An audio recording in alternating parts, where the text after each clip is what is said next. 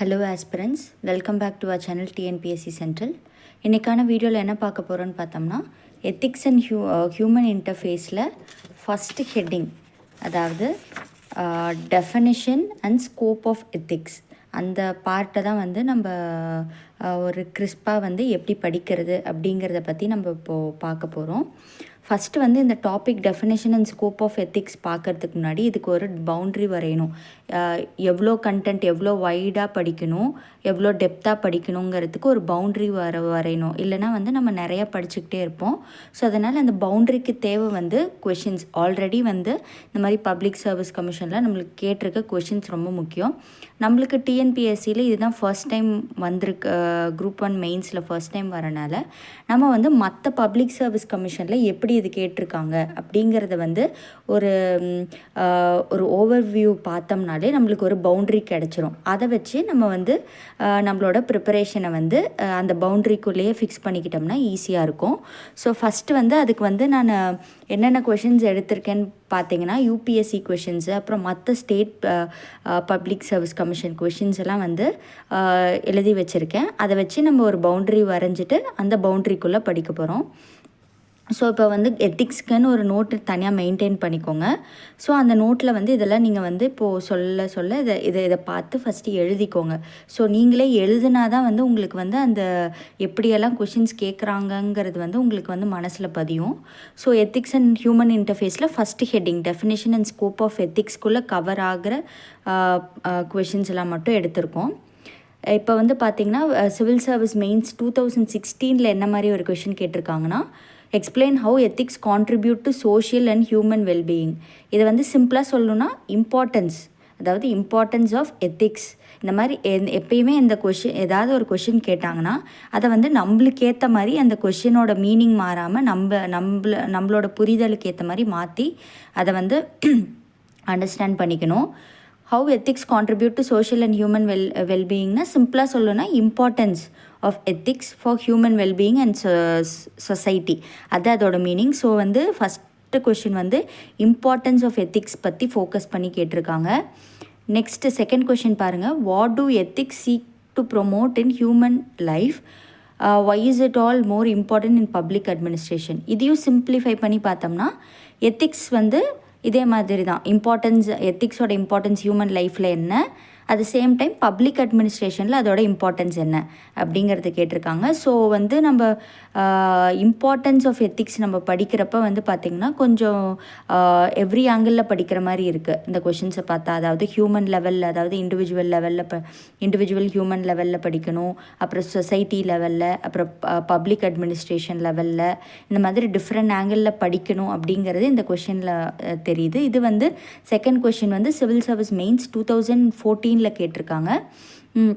Next third question பாருங்கள். What is ethics, அதாவது definition, அதாவது சிலபஸில் இருக்கிறதே தான் definition. What is ethics, explain its role in human life. இது சிம்பிள் கொஷின். இது வந்து பார்த்தோம்னா யூபியோட பப்ளிக் சர்வீஸ் கமிஷனில் 2019 கேட்டிருக்காங்க. இந்த கொஷினும் பார்த்தீங்கன்னா இம்பார்ட்டன்ஸ் தான் ஃபோக்கஸ் பண்ணியிருக்கு. ஸோ எத்திக்ஸுங்கிற டாப்பிக்கில் வந்து நிறையா கொஷின்ஸ் வந்திருக்கு. ஸோ இது வந்து ஒரு முக்கியமான இம்பார்ட்டண்ட்டான டாப்பிக்கு. ஸோ இந்த ஃபஸ்ட்டு ஹெட்டிங்கை நம்ம வைடாக படிக்கிற மாதிரி இருக்குது.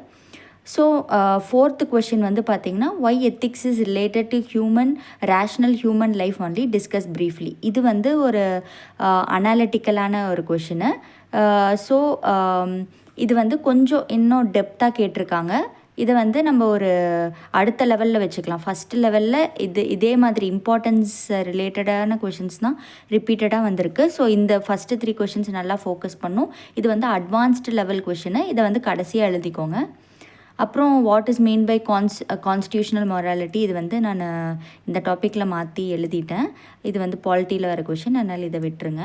அப்புறம் டிஃப்ரென்ஷியேட் கேட்டிருக்காங்க. இதுவும் வந்து பார்த்தோம்னா 2015 சிவில் சர்வீஸ் மெயின்ஸில் கேட்ட கொஷின். லா அண்ட் எத்திக்ஸோட டிஃப்ரென்ஸ் என்ன, ethical management and management of எத்திக்ஸ்க்கு டிஃப்ரென்ஸ் என்ன, டிஸ்கிரிமினேஷனும் ப்ரிஃபரன்ஷியல் ட்ரீட்மெண்ட்க்கும் டிஃப்ரென்ஸ், அப்புறம் பர்சனல் அண்ட் ப்ரொஃபஷனல் எத்திக்ஸோட டிஃப்ரென்ஸ். இந்த மாதிரி டிஃப்ரென்ஸ் கேட்குறதுக்கும் சான்ஸ் இருக்குது. பொட்டன்ஷியல் கொஷின் தான் இதுவுமே. ஸோ இது வந்து பார்த்தோம்னா 2015 கொஷினு. இதுவுமே வந்து one of the basic question தான். இதுவுமே நீங்கள் உங்கள் basic level answers previous year question நம்ம பார்க்குறப்ப வந்து என்ன பண்ணோன்னா பேசிக் லெவல் அட்வான்ஸ் லெவல் நம்மளே வந்து பிரிச்சுக்கணும். அப்போ தான் வந்து ஃபஸ்ட்டு பேசிக் லெவல் ஃபோக்கஸ் பண்ணுறப்ப டக்குன்னு பேசிக் லெவல் கொஷின்ஸ் எல்லாம் முடிக்கிறப்ப ஒரு ஓவரால் அண்டர்ஸ்டாண்டிங் கிடச்சிரும். அப்புறம் அதுக்கப்புறம் அட்வான்ஸ் லெவல் அதே டாப்பிக்கில் அட்வான்ஸ் லெவல் பார்க்குறப்ப நம்மளுக்கு வந்து பேசிக்காக ஒரு டாப்பிக்கை முடித்ததுக்கப்புறம் அட்வான்ஸ்ட் எடுக்கிறப்ப நம்மளுக்கு டைமும் கன்சியூம் ஆகாது. நம்மளுக்கு வந்து ரிலாக்ஸ்டாக வந்து அந்த அட்வான்ஸ் லெவல் கொஷின்ஸை சால்வ் பண்ணுறதுக்கு டைம் கிடைக்கும். ஓகே, நெக்ஸ்ட் வந்து பார்த்தோம்னா கிரைசிஸ் ஆஃப் 7th கொஷின் பாருங்கள். Crisis of ethical values in modern times is trace to a narrow perception of good life discuss. இதுவுமே கொஞ்சம் அட்வான்ஸ்டு லெவல் தான். பட் இது சிம்பிளிஃபை பண்ணி நம்மளே வந்து இந்த கொஷின் சிம்பிளிஃபை பண்ணி பார்த்தோம்னா சிம்பிள். இதுவும் வந்து importance consequence crisis of ethical values. Ethical வேல்யூஸோட எத்திக்ஸில் வந்து கிரைசிஸ் நடந்தால் நம்மளோட எத்திக்கல் வேல்யூஸில் கிரைசிஸ் நடந்தால் இதுக்கு வந்து நம்மளோட நேரோ பர்செப்ஷன் ஆஃப் குட் லைஃப்னால தான் நம்மளோட நேரோ பர்செப்ஷன்னால தான் லைஃப்பை பற்றின ஒரு அண்டர்ஸ்டாண்டிங் இல்லாதனால தான் அப்படிங்கிற மாதிரி கேட்டிருக்காங்க. ஸோ இந்த பாட்டில் வந்து பார்த்தோம்னா நம்மளுக்கு தெரியுது கிரைசிஸ்னால் வந்து எத்திக்ஸோட ஆப்சன்ஸ், அதாவது consequence of options of ethics, அதாவது கிரைசிஸும் வந்து ஒரு டாபிக் படித்தோம்னா அதில் இருக்க பாசிட்டிவ், அதாவது ஒரு படம் எடுத்துக்கிட்டோம்னா ஹீரோ இருப்பாங்க, வில்லன் இருப்பாங்க. அதே மாதிரி ஹீரோ தான் வந்து இம்பார்ட்டன்ஸு, அது வில்லன் வந்து பார்த்தோம்னா அதோட நெகட்டிவ் ஆஸ்பெக்ட்ஸ். ஸோ எந்த டாபிக் எடுத்தாலும் நெகட்டிவ் ஆஸ்பெக்ட்ஸும் படிக்கணும். அதுவும் வந்து பேசிக் லெவலில் தான் கவர் ஆகும். ஸோ அதனால் crisis of the ethical values, அதாவது consequence of options of ethics என்ன அப்படிங்கிறதையும் பேசிக் லெவல் கொஷினில் இதை மார்க் பண்ணிக்கோங்க. நெக்ஸ்ட் வந்து பாருங்கள் 8th question. It is believe that adherence to ethics in human action would ensure and smooth functioning of an organization. If so, what does ethics seek to promote in human life? How do ethical values assist in resolution of conflicts faced by him in his day-to-day functioning? இது வந்து 2022 civil service UPSC மெயின்ஸில் கேட்ட question. இந்த கொஷினுமே பாருங்கள், நல்லா இதை வந்து simplify பண்ணி இதோட கோர் மீனிங் எடுத்து பார்த்தோம்னா இதில் வந்து என்ன இருக்குது, இதில் வந்து பார்த்தோம்னா இதில் importance of ethics in human life தான் கேட்குறாங்க. அப்புறம் எத்திக்ஸ்லேயே வந்து டிஃப்ரெண்ட் வேல்யூஸ் இருக்குது. எத்திக்ஸ்ன்னு ஒரு மெயின் டாப்பிக்குள்ளே நிறையா குட்டி குட்டி வேல்யூஸ் இன்க்ளூட் ஆகிருக்குல்ல. அதனால் எத்திக்கல் வேல்யூஸ் என்னென்ன அப்படிங்கிறதையும் நம்ம படிக்கிற மாதிரி இருக்கும். ஸோ வந்து மெயினாக வந்து பார்த்தோம்னா இம்பார்ட்டன்ஸ் ஆஃப் எத்திக்ஸ் வந்து கண்டிப்பாக வந்து படிக்கணும் அப்படிங்கிறது தெரியுது. அப்புறம் explain the determinants and consequence of ethics in human action with suitable example. இது கர்நாடகா பப்ளிக் சர்வீஸ் கமிஷனில் 2014 கேட்ட கொஷின். ஸோ இந்த 9 கொஷின்ஸ் தான். இதை வச்சு நம்மளுக்கு என்ன தெரியுதுன்னா, நம்மளுக்கு வந்து என்ன தெரியுது, எத்திக்ஸுங்கிற டாப்பிக்கில் வந்து நம்ம டெஃபினேஷன் படிக்கணும், இம்பார்ட்டன்ஸ் படிக்கணும், கான்சிக்வன்சஸ் படிக்கணும், அப்புறம் எத்திக்கல் வேல்யூஸ் படிக்கணும், அப்புறம் கொஞ்சம் டிஃப்ரென்ஸ் எத்திக்ஸ்க்கும் லாக்கும் என்ன டிஃப்ரென்ஸ் அப்படிங்கிற இந்த ஆஸ்பெக்ட்ஸ் எல்லாம் கவர் பண்ணும். ஃபஸ்ட்டு பேசிக் லெவல் கொஷின்ஸை பண்ணுங்கள். பேசிக் லெவல் கொஷின்ஸ் என்னென்னு நான் சொல்லியிருக்கேன். அதாவது பேசிக் லெவல் கொஷின்ஸ்னால் ரொம்ப டைரெக்டாக இருக்க கொஷின்ஸ், ஈஸியாக சிம்பிளாக அதுக்கு ஆன்சர் பண்ண முடிகிற மாதிரி கொஷின்ஸ்லாம் பேசிக் லெவல்னு வந்து டிஃப்ரென்ஷியேட் பண்ணிடுங்க. அதுக்கப்புறம் கொஞ்சம் கஷ்டமாக இருக்க கொஷின்லாம் அட்வான்ஸ் லெவல்னு தனியாக பிரிச்சுக்கோங்க. ஃபஸ்ட்டு பேசிக் லெவல் கொஷின்ஸ் எடுத்து வச்சுட்டு அதை ஃபோக்கஸ் பண்ணுங்கள். இப்போ வந்து என்ன பண்ணலான்னா அதோட கான்செப்ட்ஸ் மட்டும் எக்ஸ்பிளைன் பண்ணுறேன். ஏன்னா எத்திக்ஸை பொறுத்த வரைக்கும் உங்களுக்கு கண்டென்ட்டை கன்சியூம் பண்ணுறதை விட நீங்கள் கான்செப்ட் உங்களுக்கு புரிஞ்சிருச்சுன்னா அந்த சப்ஜெக்ட் ரொம்ப ஈஸி எத்திக்ஸை பொறுத்த வரைக்கும். ஸோ நான் வந்து கான்செப்ட் மேக்ஸிமம் சொல்லிடுறேன். கண்டென்ட் வந்து நீங்கள் வந்து எப்படி பண்ணணுன்னா, இப்போ நான் கொடுத்தல இந்த கொஷின்ஸ் எல்லாம் இருக்குது இல்லைங்களா, இதை வந்து நீங்கள் பார்த்து நோட்டில் எழுதிக்கோங்க. எழுதிட்டு ஒவ்வொரு கொஷினுக்குமே வந்து not more than 10 to 15 minutes, அதுக்கு 15 minutesக்கு மேலே எடுத்துக்காதீங்க. ஆன்லைனில் வந்து போடுங்க. இந்த மாதிரி இந்த கொஷினை டைப் பண்ணிவிட்டு யூபிஎஸ்சி அந்த மாதிரி போட்டிங்கன்னா இதுக்கான கொஷின். ஏன்னா இது ஆல்ரெடி எக்ஸாம்ஸில் கேட்ட கொஷின்ஸு, சிவில் சர்வீஸ்லலாம் கேட்ட கொஷின்ஸ், அதனால் அதுக்கு ரெடிமேட் ஆன்சர்ஸ் இருக்கும். அதை நீங்களே வந்து எழுதி வச்சுக்கிட்டு இதை படிச்சிங்கனாலே இந்த வந்து டாபிக் வந்து என்னது டெஃபினேஷன் அண்ட் ஸ்கோப் ஆஃப் எத்திக்ஸுங்கிறதுக்கு பவுண்ட்ரிக்குள்ளேயே இருக்க மாதிரி இருக்கும். இல்லைனா தேவையில்லாமல் என்ன படிக்கிறதுனே தெரியாமல் இது முக்கியம், எதை பார்த்தாலும் இம்பார்ட்டண்ட்டாக தெரியும், அதனால் நம்ம பாட்டுக்கு படிச்சுட்ருப்போம். அதனால் வந்து இப்போ நான் கான்செப்ட்ஸ் மட்டும் சொல்லிடுறேன். ஃபஸ்ட்டு வந்து எத்திக்ஸ்னால் என்ன அப்படிங்கிறத ஓட மீனிங் வந்து பார்த்திங்கன்னா, ஃபஸ்ட்டு வந்து ஒரு இண்டிவிஜுவல், நம்மலாம் வந்து ஒரு இண்டிவிஜுவல், நம்ம இண்டிவிஜுவலுக்குள்ளே வந்து நிறையா பிலீவ்ஸ் இருக்கும். அந்த அதாவது நல்லதை நோக்கி இதெல்லாம் கரெக்டு அப்படின்ட்டு ஒரு பிலீவ்ஸ் இருக்கும். அதை தான் வந்து மாரல்னு சொல்லுவோம். அந்த இண்டிவிஜுவலுக்குள்ளே இருக்க செட் ஆஃப் பிலீவ்ஸ் இதுதான் கரெக்டு அப்படின்னு சொல்கிறத வந்து மாரல்னு சொல்லுவோம். அதுவே நிறையா இண்டிவிஜுவல் சேர்ந்தால் சொசைட்டி. அந்த சொசைட்டிலாம் ஒன்று சேர்ந்து ஒரு பர்டிகுலர் நார்ம்ஸ் வச்சுருப்போம்ல, அதை தான் வந்து எத்திக்ஸ்ன்னு சொல்லுவோம். அதுதான் set of guidelines based on moral principles. அதாவது நிறையா இண்டிவிஜுவல்ஸ்குள்ளே இருக்க மாரல்ஸை வந்து ஒன்று சேர்ந்தால் சொசைட்டின்னு சொல்லியிருக்கோம். Paste on moral principles to judge right and wrong. இந்த கோடு, அதாவது இந்த கோடை தான் வந்து எத்திக்ஸ். இந்த கோடை வச்சு ஒரு பர்டிகுலர் சுச்சுவேஷன் கரெக்டாக தப்பான்னு சொல்லுவோம். இதுதான் வந்து எத்திக்ஸு. இதுதான் டெஃபினேஷன் ஆஃப் எத்திக்ஸு. ஸோ எத்திக்ஸ்ன்னு பார்த்தோம்னா இது வந்து 3 ஃபீல்டோட காம்பினேஷன் இன்டர்செக்ஷன் தான் எத்திக்ஸ். அதாவது ஃபிலாசபி, அதுக்கப்புறம் வந்து பார்த்தோம்னா சைக்காலஜி, அப்புறம் பப்ளிக் அட்மினிஸ்ட்ரேஷன், இது 3ஓட காம்பினேஷனுக்குள்ளே இன்டர்செக்ட் ஆகிறது தான் வந்து எத்திக்ஸு. ஸோ இதுதான் வந்து எத்திக்ஸோட டெஃபினிஷனு. ஸோ இந்த மாதிரி டயக்ராமேட்டிக்காக வந்து படிச்சிங்கன்னா உங்களுக்கு எல்லா இதில் இருக்க இந்த சிலபஸில் இருக்க ஒவ்வொரு டாப்பிக்கோட டெஃபினிஷன் வந்து ஈஸியாக புரியும். இதை வச்சு நீங்களே ஓனாக எக்ஸாம்பிள்ஸ் க்ரியேட் பண்ணிக்கலாம். ஸோ எத்திக்ஸை பொறுத்த வரைக்கும் மோர் ஆஃப் கான்செப்ஷுவல் அண்டர்ஸ்டாண்டிங் இருக்கணும். அப்போ தான் வந்து உங்களால் எழுத முடியும். மனப்பாடம் பண்ணி மற்ற சப்ஜெக்ட்ஸ் மாதிரி அப்படியே வந்து ஆர்டிகல்ஸ் மனப்பாடம் பண்ணுறதோ, இது ஹிஸ்ட்ரி பொறுத்த வரைக்கும் பார்த்தோம்னா ஃபேக்ட்ஸ் எல்லாம் வந்து மனப்பாடம் பண்ணுவோம். அந்த மாதிரி இதில் பண்ண முடியாது. கான்செப்ட் கிளாரிட்டி இருக்கணும். அப்போ தான் ஈஸியாக புரியும். இப்போ எத்திக்ஸுக்கு எங்கெங்கே சோர்ஸ் வருதுன்னு பார்த்தோம்னா, ஆப்வியஸாக ஃபேமிலிக்குன்னு ஒரு நார்ம்ஸ் இருக்கும். அப்புறம் சொசைட்டி, உங்களுக்குன்னு ஒரு அப்பார்ட்மெண்ட் இருந்தீங்கன்னா அந்த கம்யூனிட்டி இருக்கும். அப்புறம் ஸ்கிரிப்சர்ஸ், நிறையா புக்ஸு, பழைய பகவத்கீதா இந்த மாதிரிலாம் புக்ஸ் ஸ்கிரிப்சர்ஸ் இருக்குது இல்லைங்களா, இந்த மாதிரி ஸ்கிரிப்சர்ஸ்லேருந்து இருக்கும். அப்புறம் எஜுகேஷன், இது மூலியமாக வரும். அப்புறம் ஃப்ளெக்சிபிலிட்டி, இது எத்திக்ஸோட இது என்னென்னு பார்த்தோம்னா, இட் சேஞ்சஸ் வித் டைம். இது எப்படிங்கிறத நான் சொல்கிறேன் உங்களுக்கு. அதுக்கு வந்து ஃபஸ்ட்டு ஒரு எக்ஸாம்பிள் சொல்லிக்கிறேன் எத்திக்ஸ்க்கு. சச்சின் வந்து பார்த்தோம்னா, அவர் வந்து அட்வர்டைஸ்மெண்ட்ஸ், அதாவது ஆல்கஹால் கம்பெனிஸ்க்கான அட்வர்டைஸ்மெண்ட்லாம் வந்து அவர் வந்து டினை பண்ணிட்டார். ஏன்னா அவருக்குள்ளே இருக்க எத்திக்கல் பிஸ்னஸ் ப்ராக்டிஸ்னால. இது வந்து நீங்கள் எக்ஸாம்பிள்ஸாக நீங்கள் கோட் பண்ணலாம். அப்புறம் சத்தி வந்து பார்த்தோம்னா இஸ் அன்எத்திக்கல். இப்போ வந்து பார்த்தோம்னா இது வந்து is flexibility changes with time and லொக்கேஷன்னு பார்த்துருக்கோம். சத்தியே வந்து பார்த்தோம்னா அந்த காலத்தில் ஏன்ஷியன் மிடிவல் டைம்ஸ்லாம் இட் வாஸ் எத்திக்கல். ஏன்னு பார்த்தோம்னா சொசைட்டியாக ஒன்று சேர்ந்து இது வந்து பண்ணால் வந்து தப்பு கிடையாது அப்படின்னு வந்து அவங்க க்ரியேட் பண்ணி வச்சுருந்தனால ஏன்ஷியன் டைமில் இட் வாஸ் எத்திக்கல். ஆனால் இந்த டைமில் இட் சேஞ்சஸ் வித் டைம். நம்ம வந்து ஜென்ரேஷனாக மனுஷங்க ப்ராக்ரெஸ் ஆகிறப்போ, எஜுகேஷன் வர இது வந்து இப்போ சத்தி இஸ் அன்எத்திக்கல். இதெல்லாம் வந்து நீங்கள் எக்ஸாம்பிளாக கோட் பண்ணிக்கலாம்.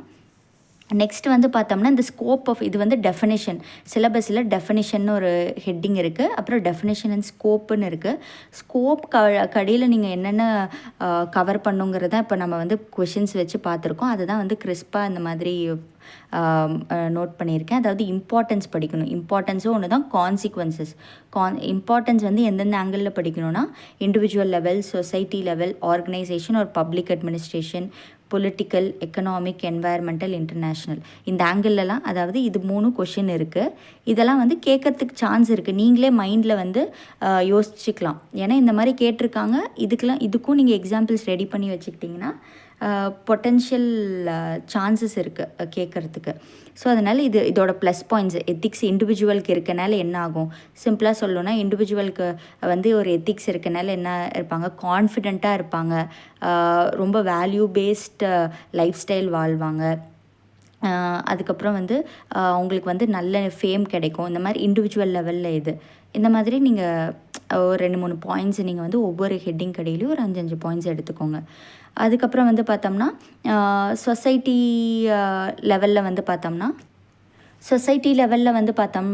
ஒரு பீஸ், ஒரு எத்திக்ஸ் இருக்கனால பீஸ் இருக்கும், ஒரு சோஷியல் ஹார்மனி இருக்கும். அதுக்கப்புறம் வந்து respect for mutual respect for each other. அதுதான் சொசைட்டி லெவலில் எத்திக்ஸ் இருந்ததுன்னா இதெல்லாம் பாசிட்டிவ் ஆஸ்பெக்ட்ஸ். இதுதான் வந்து importance of ethics in society. இது மாதிரி ஒவ்வொரு ஆங்கிள்லையும் நம்ம எழுதணும். பொலிட்டிக்கல்லாம் பார்த்தோம்னா ஒரு குட் கவர்னன்ஸ் கிடைக்கும் எத்திக்ஸ் இருந்ததுன்னா. அதுக்கப்புறம் எக்கனாமிக் லெவலில் வந்து பார்த்தோம்னா ஒரு ஈக்குவாலிட்டி இருக்கும், இன்க்ளூசிவ் க்ரோத் இருக்கும். எத்திக்ஸ் இருந்தோம்னா ஆட்டோமேட்டிக்காக இதெல்லாம் நம்மளுக்கு நடக்கும். அப்புறம் என்வாயர்மெண்டல் லெவல்லன்னு சொல்லணுன்னா இது வந்து நல்ல கன்சர்வேஷன், நம்ம வந்து என்வாயர்மெண்ட்டை பாதுகாப்போம். வைல்ட் லைஃப் பிளான்ஸ் எல்லாம் வந்து அட்டாக் பண்ண மாட்டோம். நிறைய அதாவது டீஃபாரஸ்ட்ரேஷன்லாம் பண்ண மாட்டோம். இந்த மாதிரி வந்து இம்பார்ட்டன்ஸ் ஒவ்வொரு ஆங்கிளில் இந்த மாதிரி நெகட்டிவ் ஆஸ்பெக்டும் எழுதிக்கணும். நெகட்டிவ்னா இது வந்து கான்சிக்வன்சஸில் ஆப்சன்ஸ் ஆஃப் எத்திக்ஸில் நீங்கள் வந்து என்ன பண்ணணுன்னா நெகட்டிவ் ஆஸ்பெக்ட்ஸ் ஆஃப் எத்திக்ஸும் ஒன்று தான், க்ரைசிஸ் இன் எத்திக்ஸ்னாலும் ரெண்டும் ஒன்று தான். இதுக்கும் இந்த ஆங்கிளில் வந்து ஒவ்வொரு ஹெட்டிங் கடையிலையும் வந்து 5 பாயிண்ட்ஸ் சிம்பிளாக எடுத்து வச்சுக்கோங்க. ஆப்சன்ஸ்னா எத்திக்ஸ்னால் என்ன எக்ஸாம்பிள் வந்து சொல்லணும்னா, சொசைட்டியில் வந்து பார்த்தோம்னா இந்த லின்ச்சிங், மாப் அட்டாக்கு, அப்புறம் வந்து ரிலீஜியஸ் அட்டாக்கு, இதெல்லாம் வந்து எத்திக்ஸ் இல்லைன்னா இதெல்லாம் நடக்குது அப்படின்னு நீங்கள் வந்து கோட் பண்ணி காமிக்கலாம். அப்புறம் எத்திக்ஸ் அண்ட் லா, இதோட டிஃப்ரென்ஸ். எத்திக்ஸ் வந்து என்னென்னு பார்த்தோம்னா அது வந்து செட் ஆஃப் நார்ம்ஸு, நம்மளோட ஃபேமிலிக்குள்ளேயோ சொசைட்டிக்குள்ளேயோ நம்ம வந்து எந்த ஒரு என்ன சொல்கிறது சொல்லாமே, அதாவது ஒரு பர்டிகுலர் இப்படி தான் நடந்துக்கணும் அப்படின்ட்டு வந்து சொல்லாமே நம்ம வந்து அதை பண்ணுறது, அந்த கோடை ஃபாலோ பண்ணுறது எத்திக்ஸு. லான்னு பார்த்தோம்னா இது கோடிஃபிகேஷன், பார்லிமெண்ட்டில் ஸ்டேட் லெஜிஸ்லேச்சர்லாம் அது வந்து பர்டிகுலராக வந்து ஒரு லா வந்து ஃப்ரேம் பண்ணியிருப்பாங்க. அந்த ஒரு அந்த ஃப்ரேம் ஒர்க்குள்ளே நம்ம நடக்கணும். It's a codified form. இது வந்து கோடிஃபிகேஷன் இல்லாத ஃபார்மு.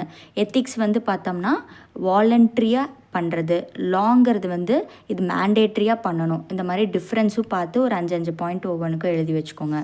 அப்புறம் personal and professional ethics difference.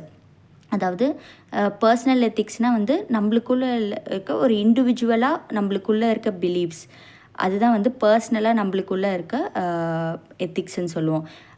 Professional எத்திக்ஸ்ன்னு பார்த்தோம்னா ஒரு பர்டிகுலர் ஆர்கனைசேஷனில் இருந்தோம்னா நம்ம இண்டிவிஜுவலாக இருந்தாலும் அந்த ப்ரொஃபஷனுக்கு ஏற்ற மாதிரி நம்மளோட ஆக்டிவிட்டீஸ் இருக்கணும். அதுதான் எத்திக்ஸ். எக்ஸாம்பிள் சொல்கிறேன் பாருங்கள், உங்களுக்கு புரியும். பர்சனல் எத்திக்ஸ்ன்னு பார்த்தோம்னா ஒரு போலீஸ் இன்ஸ்பெக்டரே இருக்காருன்னா அவருக்கு ஒரு பர்டிகுலர் லா பிடிக்கல, அது வந்து அவரோட பர்சனல் பிலீவ்ஸ், அது அவரோட பர்சனல் எத்திக்ஸு. ஆனால் ப்ரொஃபஷ்னல் எத்திக்ஸ்னால் அது வந்து அது அவருக்கு பிடிக்கலனாலுமே அந்த லாவை வந்து அவர் இம்ப்ளிமெண்ட் பண்ணும். ஏன்னா ப்ரொஃபஷ்னல் லெவலில் அதுதான் கோடு, அதுதான் நார்ம்ஸ், அவங்க ஃபாலோ பண்ணி தான் ஆகணும். அதுதான் ப்ரொஃபஷ்னல் எத்திக்ஸு. இதுதான் ரெண்டுக்கும் உள்ள difference. Next ethical management and management of ethics, இது ரெண்டுக்கும் உள்ள டிஃப்ரென்ஸ் பார்க்கணும். அதுக்கு இங்கே பாருங்கள், டயக்ராம் பாருங்கள். ஒரு இன்ஸ்டியூஷன் இருக்குது. இன்ஸ்டியூஷனுக்கு இந்த பக்கம் மேனேஜ்மெண்ட் ஆஃப் எத்திக்ஸு, இன்ஸ்டியூஷனுக்கு இந்த பக்கம் எக்ஸ்டர்னலில் எத்திக்ஸ் ஆஃப் மேனேஜ்மெண்ட்டு. அதாவது சிம்பிளாக சொல்லணும்னா ஒரு இன்ஸ்டியூஷனில் இருக்கவங்க வந்து வெளியில் இன்னொரு எக்ஸ்டர்னல் ஒரு சொசைட்டிக்கிட்ட இன்ட்ராக்ட் பண்ணுறப்ப எப்படி அவங்க எத்திக்ஸை வந்து காமிக்கணும், அதாவது டிரான்ஸ்பரண்ட்டாக இருக்கணும். இப்போ ஒரு ஹோட்டலுக்கே போகிறீங்கன்னா இது வந்து ஹெல்தி ஃபுட்டு கொடுக்குறாங்க அப்படின்னு சொன்னாங்கன்னா அவங்க ஃபேராக டிரான்ஸ்பரண்ட்டாக இருக்கணும். இது அவங்கள வந்து ஹானஸ்ட்டாக பிஹேவ் பண்ணணும். அவங்க வந்து ரொம்ப ரிலையபிளாக இருக்கணும். இதெல்லாம் வந்து மற்றவங்க அதாவது எக்ஸ்டர்னல் ஃபேக்டர். அவங்க இன்ஸ்டியூஷனுக்கு வெளியில் இருக்கவங்க யாராவது வந்து அந்த இன்ஸ்டியூஷன்கிட்ட வந்து இன்ட்ராக்ட் பண்ணுறப்போ நம்ம எத்திக்ஸோட பிஹேவ் பண்ணணும். அதான் எத்திக்கல் மேனேஜ்மெண்ட்டு. அதாவது நம்மக்கிட்ட இருக்க எத்திக்ஸை வந்து மேனேஜ் பண்ணுறது, அதான் எத்திக்கல் மேனேஜ்மெண்ட்டு. இங்கே மேனேஜ்மெண்ட் ஆஃப் எத்திக்ஸ்ன்னு பார்த்தோம்னா இது வந்து இன்ஸ்டியூஷனுக்குள்ளே, இப்போ வந்து அந்த ஹோட்டலுக்குள்ளே ஒரு 10 எம்ப்ளாயீஸ் இருக்காங்கன்னா அவங்களுக்கான ரூல்ஸு இப்படி தான். இந்த வெளியில் இருக்க எக்ஸ்டர்னல் பீப்புள் கூட நீங்கள் சொசைட்டி கூட இன்ட்ராக்ட் பண்ணுறப்போ இந்தந்த மாதிரி தான் நடந்துக்கணும் அப்படின்ட்டு வந்து நிறையா ட்ரைனிங் கொடுக்கறது, நிறையா பாலிசிஸ், கோட் ஆஃப் கண்டக்ட்லாம் கொடுக்கறது. இது வந்து மேனேஜ்மெண்ட் ஆஃப் எத்திக்ஸு. எத்திக்ஸையே எப்படியெல்லாம் மேனேஜ் பண்ணுறது அப்படிங்கிறது மேனேஜ்மெண்ட் ஆஃப் எத்திக்ஸு. ஸோ இதுதான் ரெண்டுக்கும் உள்ள டிஃப்ரென்ஸு. மேனேஜ்மெண்ட் ஆஃப் எத்திக்ஸில் வந்து நிறையா டூல்ஸு, பாலிசிஸ் எல்லாம் இருக்கும். இப்போ வந்து பார்த்தோம்னா இன்னொரு எக்ஸாம்பிள் கொடுக்குறேன். அதாவது ஒரு ஹோட்டலில் வந்து சைல்ட் லேபரை வந்து எம்ப்ளாய் பண்ணாமல் இருக்கிறது வந்து எத்திக்கல் மேனேஜ்மெண்ட். ஏன்னா வெளியில் இருக்கவங்க கூட வந்து எத்திக்ஸோட வந்து நடந்துக்கணும், அது எத்திக்கல் மேனேஜ்மெண்ட்டு. இது வந்து மேனேஜ்மெண்ட் ஆஃப் எத்திக்ஸ்னு பார்த்தோம்னா அவங்களுக்குள்ளே இருக்க கோட் ஆஃப் கண்டக்ட்டு, எம்ப்ளாயீஸ்னால் வந்து இப்படி தான் வந்து ரெஸ்பெக்ட் பண்ணும் ஈச் அதர், இப்படி தான் ட்ரெஸ் கோட் இருக்கணும் அப்படின்ட்டு வந்து எம்ப்ளாயீஸ்குள்ளேயே இருக்கிறது. அந்த பர்டிகுலர் இன்ஸ்டியூஷனுக்குள்ளே நடக்கிற சேஞ்சஸ், அதாவது அவங்களோட எத்திக்ஸை மேனேஜ் பண்ணுறதுக்கு ட்ரைனிங் வைக்கிறது, இதெல்லாம் மேனேஜ்மெண்ட் ஆஃப் எத்திக்ஸு. இது வந்து இன்சைட் த இன்ஸ்டியூஷனுக்குள்ளே இருக்க எம்ப்ளாயீஸ்க்கு கொடுக்கறது. இது ஹவு அப்படின்னு சொல்லித்தர விஷயம், டூல்ஸை ஃபோக்கஸ் பண்ணியிருக்கோம்.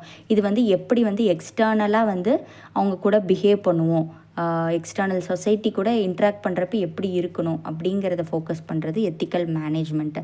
இந்த ரெண்டுக்குள்ள டிஃப்ரென்ஸை நான் ரொம்ப கன்ஃபியூஸ் பண்ணியிருந்தேன்னா திரும்ப கேளுங்க, வேணால் இன்னொரு அதுக்கு தனியாக ஒரு வீடியோ கிளிப் உங்களுக்கு அட்டாச் பண்ணுறேன்.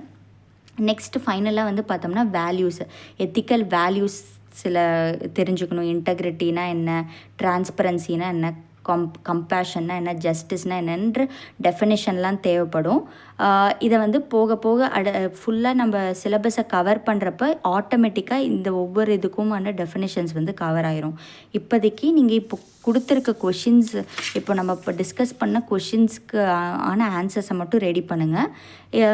இதுலேயே வந்து உங்களுக்கு கஷ்டமான இருக்க கொஷின்ஸ், அதாவது 4th கொஷினு, அதுக்கப்புறம் வந்து அவ்வளோதான் நினைக்கிறேன், 4, 5 வந்து 5 எழுத தேவையில்ல, 4th கொஷின் மட்டும் நீங்கள் ஃபைனலாக எழுதுங்க. மற்ற கொஷின்ஸ்லாம் ஆல்மோஸ்ட் வந்து கவர் ஆகிருக்கும். ஸோ இதுதான் வந்து ethics scope and definition and scope of ethics கடையில் இது தான் வரும். ஸோ நம்ம சேனல் பிடிச்சிருந்தா லைக் பண்ணுங்கள், ஷேர் பண்ணுங்கள், சப்ஸ்கிரைப் பண்ணுங்கள். தேங்க்யூ.